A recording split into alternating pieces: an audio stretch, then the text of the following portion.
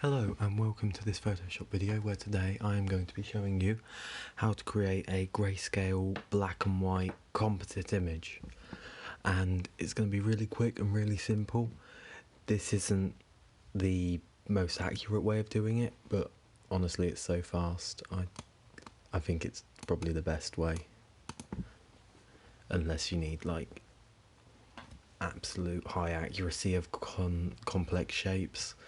It's so simple. So you've got your image here. I want to make it so just the yellow bit of the flower is in colour and the rest is grayscale.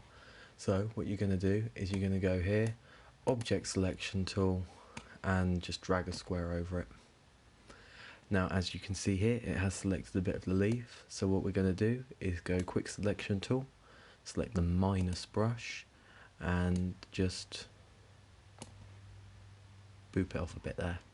Then right click in there and we are going to layer via copy, click on this background layer, adjustments, black and white, and there you have it. And you can, if I extend this panel, then adjust the contrast and levels of the black and white background, so I'll just put that on auto. Then to make it all work together a bit better, just get a curves layer and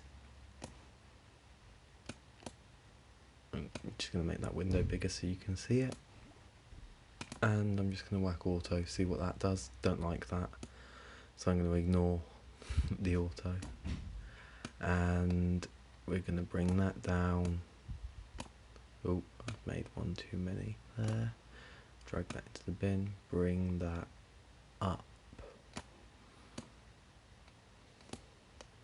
and there we have it. The yellow flower has been kept, background is grayscale, and I would say that looks pretty good considering it has taken less than 2.5 minutes.